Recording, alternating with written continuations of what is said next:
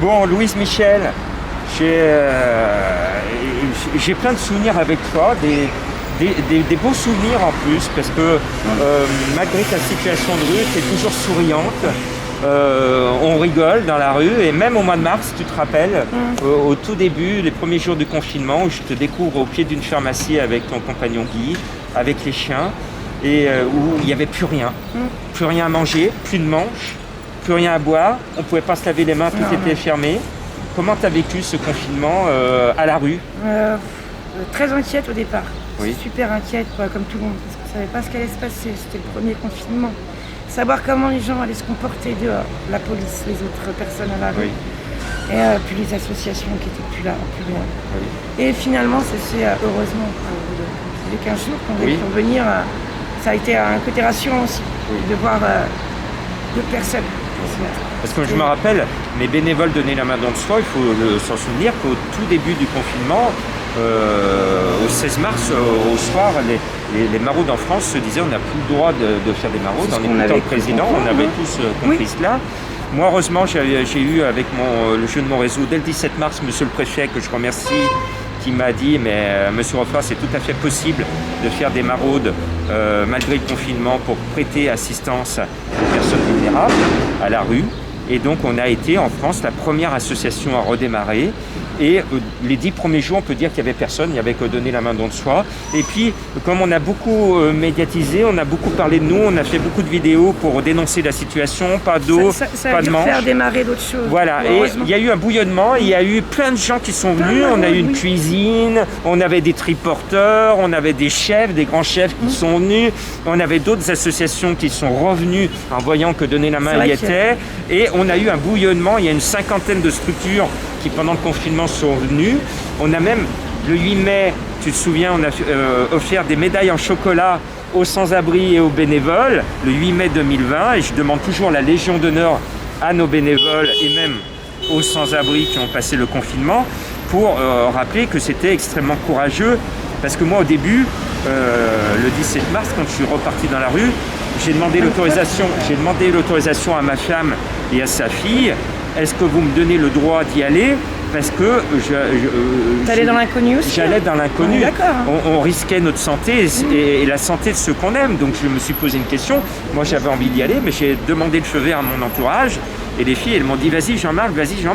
J'ai été encouragé et j'étais tous les jours dans les rues pour prêter assistance. Et j'ai vu et j'ai constaté avec d'autres associations que malgré tout ce qui a été mis en place, il y a eu énormément de choses qui ont été mises en place, et bravo, mais malgré tout ce qui a été fait sur l'agglomération lyonnaise, et c'est pas moi qui le dis, c'est un collectif d'associations au printemps qui l'a constaté, il y avait plus d'1 millier de personnes en situation de non-confinement, alors qu'on aurait pu, pour la première fois de l'histoire, faire du zéro sans-abri, confiner tout le monde. Et de l'espace, il y en a. On est à Villeurbanne, il y a la clinique du Tonkin qui est fermée, qui est murée.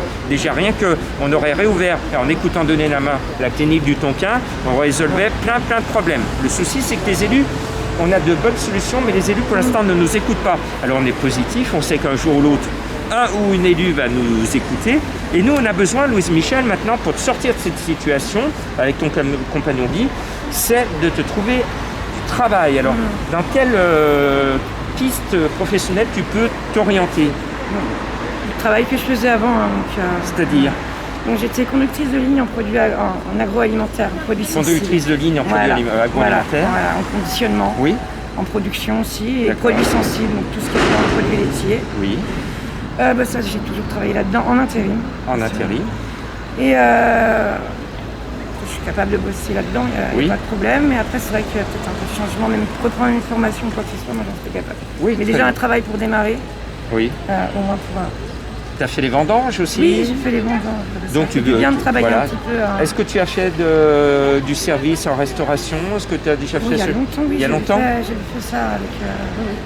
D'accord, donc tu vois, tu peux, tu as de bonne volonté pour reprendre un boulot. Et puis on demande à monsieur le maire de Villeurbanne de t'aider, de faire accélérer la procédure des services sociaux de Villeurbanne pour ton logement.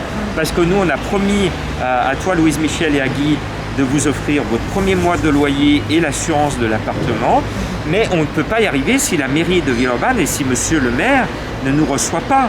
Il faut qu'on aille plus vite parce que ces personnes, vous voyez, vous vous occupez de leur dossier mais ils sont toujours à la rue. Louise Michel et Guy, ils sont à la rue depuis le confinement. Leur dossier, les services sociaux s'en occupent, mais ils sont toujours à la rue. Donc, monsieur le maire de Villeurbanne, vous qui voyez cette vidéo, convoquez, donnez la main dans le soir. Avec votre service social, on se met autour d'une table et on va trouver tout de suite une solution de logement et de boulot pour Louise Michel et Guy. Et quelque part, on n'en parlera plus. Vous allez revivre normalement. D'accord ? Allez. Donc, pour les solutions d'emploi, ou même si vous avez un logement à nous proposer sur le secteur Villeurbanne ou de l'agglomération, boulot ou logement, ou boulot et logement, 06 11 19 07 22. 06 11 19 07 22, c'est vous qui avez la possibilité de changer en bien leurs conditions de rue et leurs conditions de vie.